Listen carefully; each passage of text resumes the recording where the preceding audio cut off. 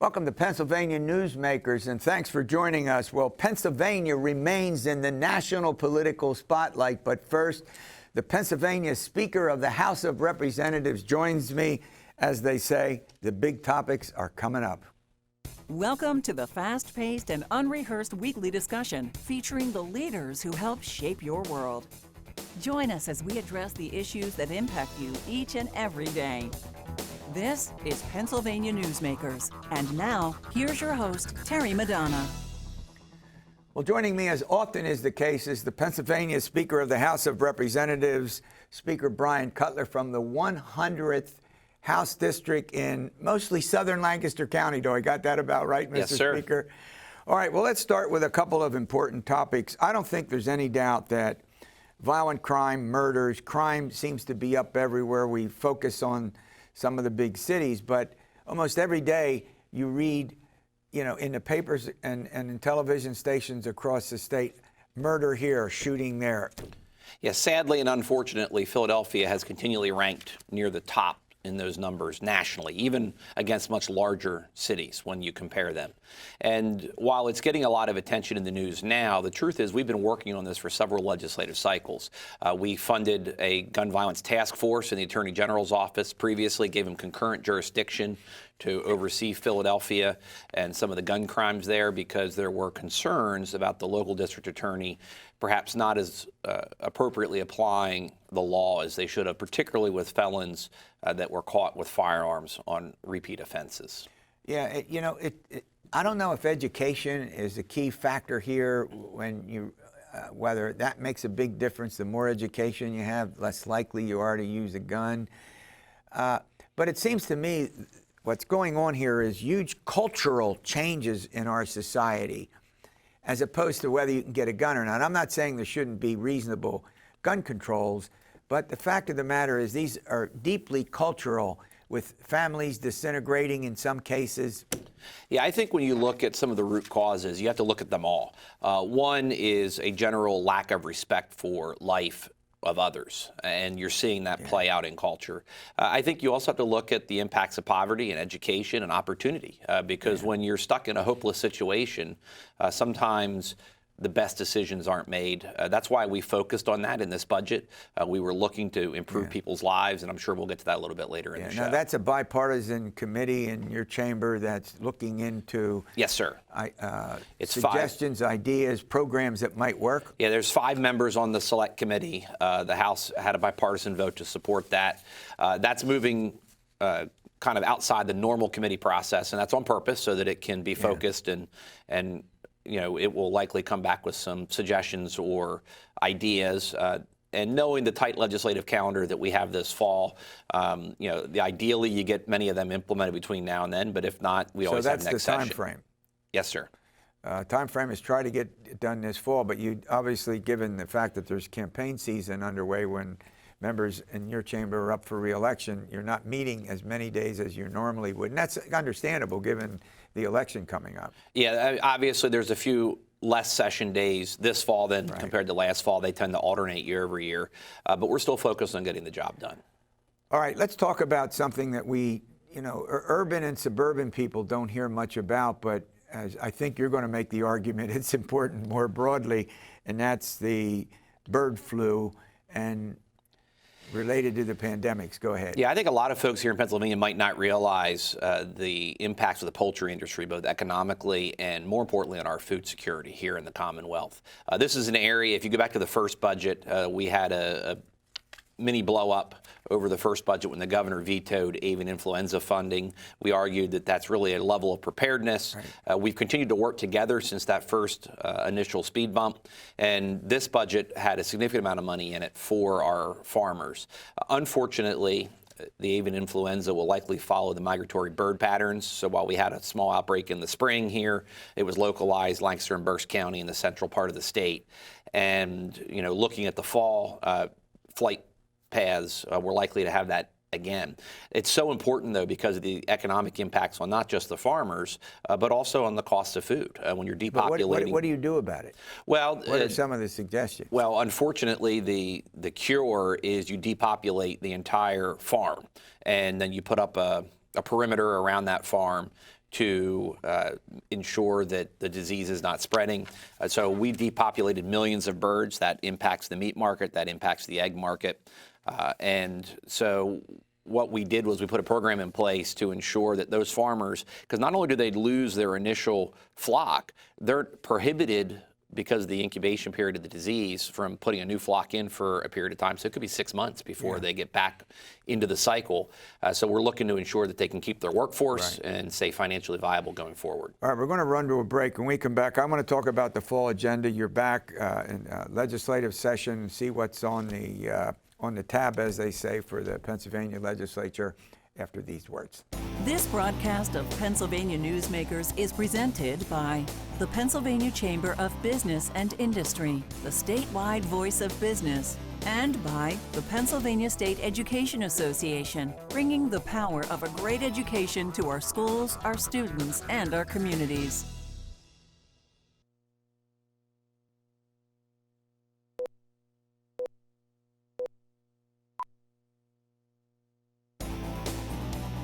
This broadcast of Pennsylvania Newsmakers is brought to you by the Pennsylvania Highway Information Association, the go-to source to learn about transportation projects and issues. Please visit pahighwayinfo.org. And by the Pennsylvania Manufacturers Association. Business in Pennsylvania is our business. Welcome back. I'm chatting with my guest, Bryan Cutler. He's the Speaker of the House. Pennsylvania represents the 100th Legislative District in mostly southern Lancaster County. Is it all? Are you all? It's all southern Lancaster County. That's what I thought you did. All right, well, let's go. You're coming back soon. It's election year.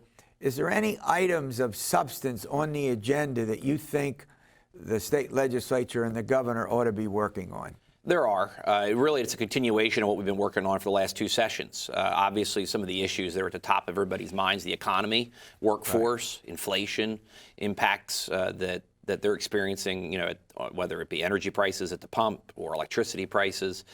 So, the budget had several initiatives. One was obviously education funding and directed towards developing workforce. Two, there was for the first time ever, the child tax credit that was included in the budget. So we're looking to make it easier for individuals to get to work. Then three, we also had a significant increase in funding for LIHEAP and housing-related costs. And I think that's really important. There was a lot of press and a lot of importance in the education budget, which was bipartisan, as you made a pretty significant increase in basic education. Yeah, it was basic education, both in terms of K through 12. It was also secondary and trade schools, because we recognize that in order to have the workforce that we're going to need for our economy going forward, you have to make those investments today. And when you look at what's going into the fall, we're going to stay focused on economy and jobs. I think we're also going to look at items that have cleared one chamber but need to get through the other chamber and try to get those ideas wrapped up. They're going to be in the same buckets of ideas in terms of economic opportunity, educational opportunity, and we're going to also have some focus on helping individuals with their energy costs. What was also fascinating is because of the American Rescue Plan money and other federal monies that came into the state, you ended up with a pretty sizable increase in the revenues that you had.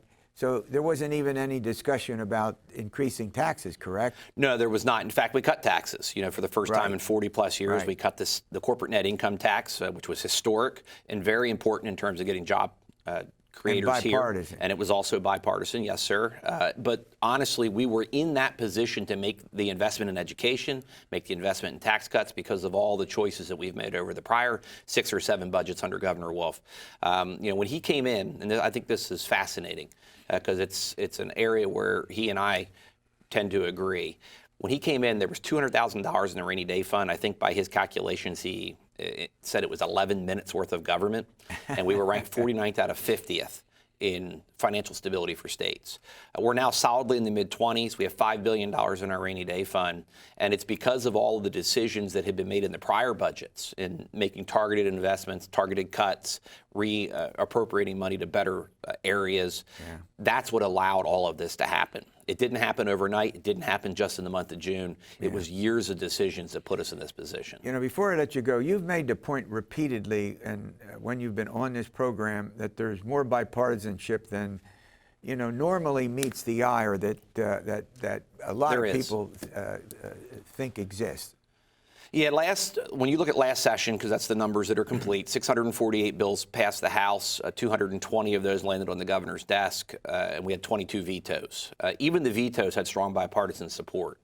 And when you look at the number of the 648 that passed the House, 96% had bipartisan support, and 65%, nearly two-thirds, had unanimous support. Yeah. So more often than not only do we agree with each other, we're in total agreement.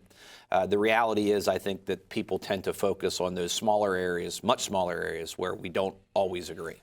All right, I want to thank you for coming in. All right, coming up, Pennsylvania remains in the national political spotlight. We'll get to that with two of Pennsylvania's reporters, and we'll do that after these words.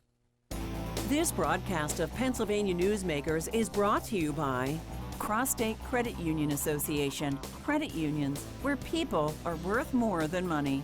To find a credit union that is right for you, go to ibelong.org. And by the Energy Association of Pennsylvania, Pennsylvania's energy information source.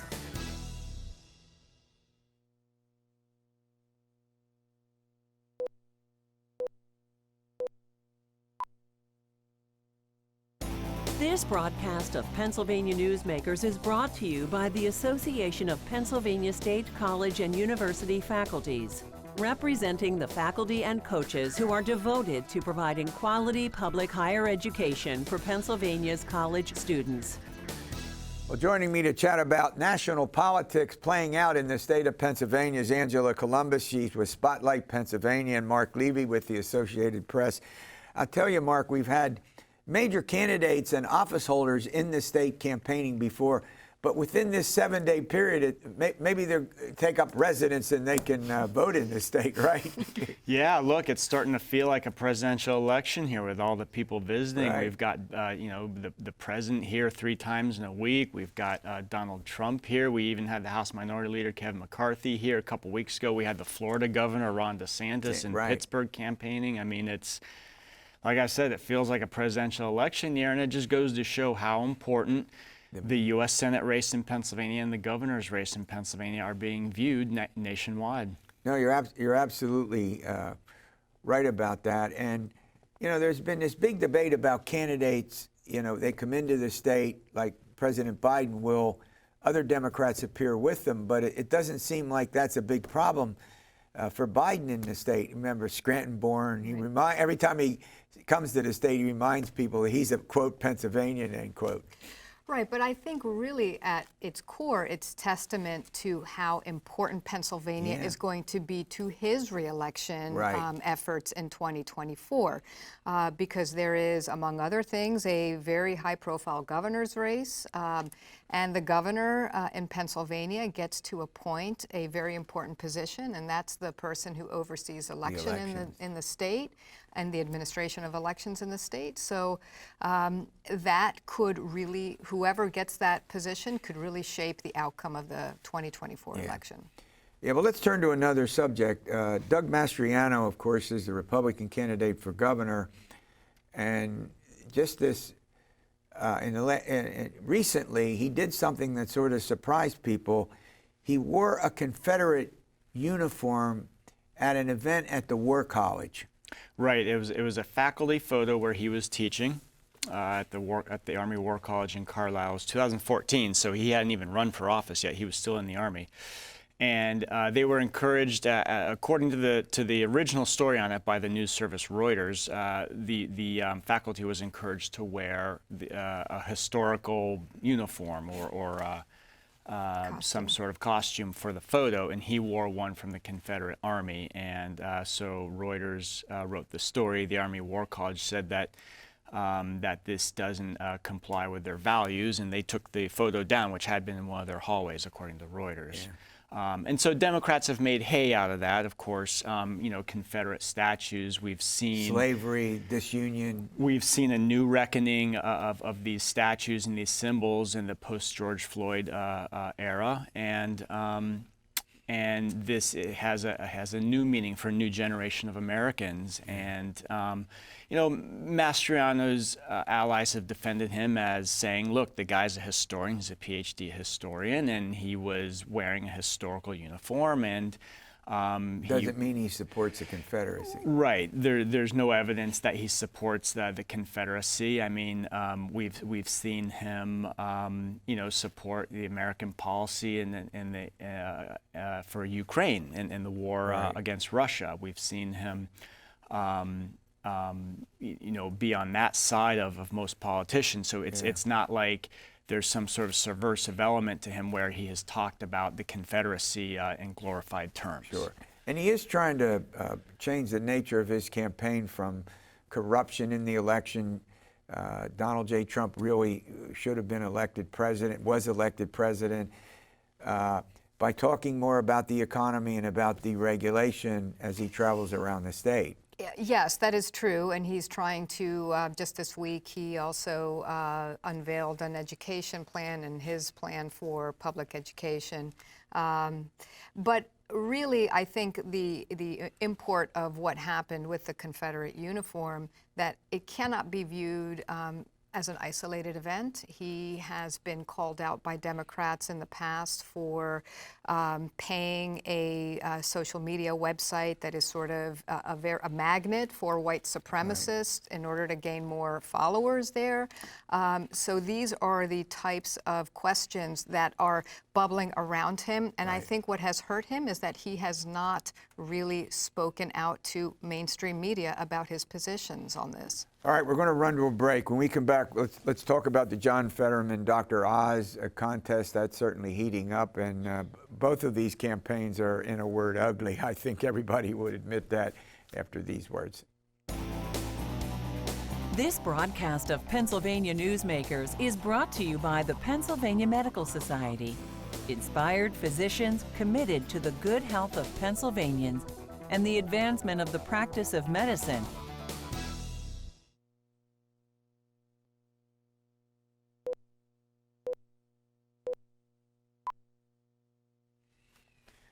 All right, the Pennsylvania U.S. Senate race is one of a handful of state Senate races that's likely to decide which party controls the United States Senate, which is now 50-50, with the Vice President Kamala Harris breaking the ties. All right, we have Dr. Oz and John Fetterman. It's gotten pretty nasty on both sides. Bring us up to date. Yep, it's getting nasty. So John Fetterman, the lieutenant governor, is leading polls. He's leading fundraising. But in the past couple of weeks, we've seen Dr. Oz and Republican allies really step up their attacks, in particular on some aspects of his record, but also on his health. He is recovering from a stroke he suffered on May 13th.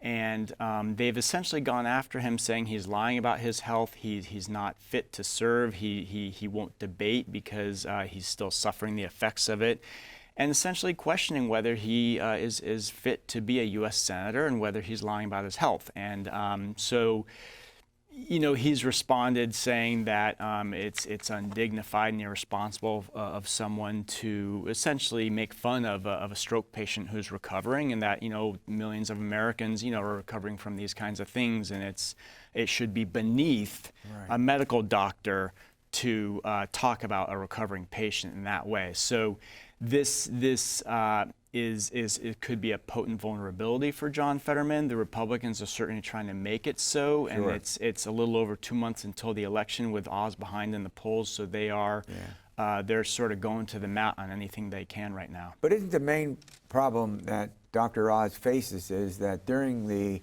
primary, which he narrowly won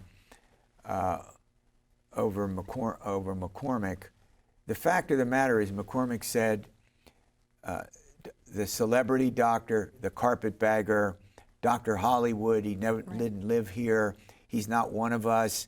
He's this wealthy millionaire who never lived. I mean, isn't that basically the problem that Dr. Oz has had, that the Fetterman campaign has picked up on, and I think used, you know, as as Marc just pointed out, that's why Fetterman has had a lead in every single poll. That has to be explained.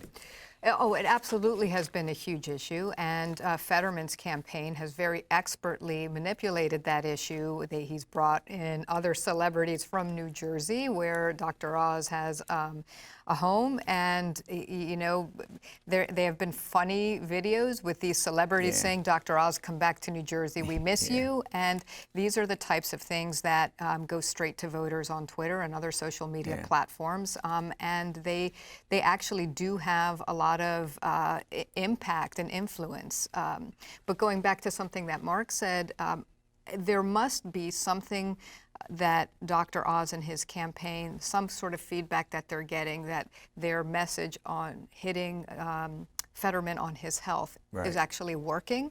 Having said that, they are really towing the line on the insensitivity and being insensitive to a health issue. Although it is fundamentally, at its core, a really fair question to ask of the Fetterman campaign.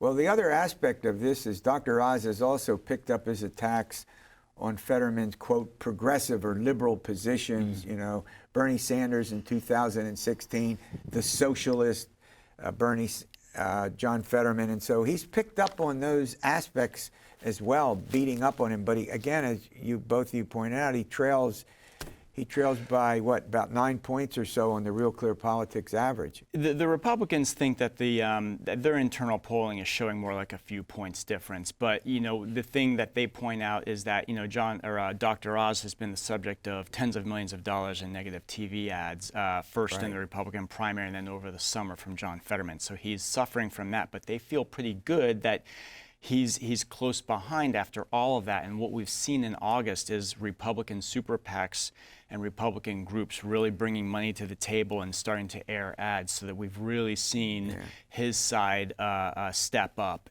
in the past couple weeks with lots of TV ads. So, you know, people who've been watching TV have seen them.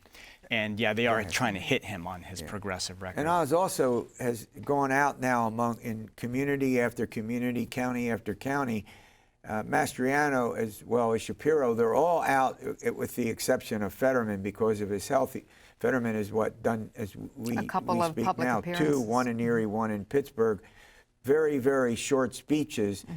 But the other candidates are literally traveling about the state, community after community. Yes, and that's sort of, you have the luxury of the summer to do that. I think now, going forward, between now and the election, is when people really start to focus in on the candidates. So there is still time to make, on both sides, for inroads to be made. But there is going to be a lot of pressure on John Fetterman to participate in debates, and so far, no debate schedule has really been worked out. Right. Right, yeah, and he rejected a KDKA TV debate. All right, thanks for the update. All right, we'll see you next week for another edition of Pennsylvania Newsmakers, and stay well.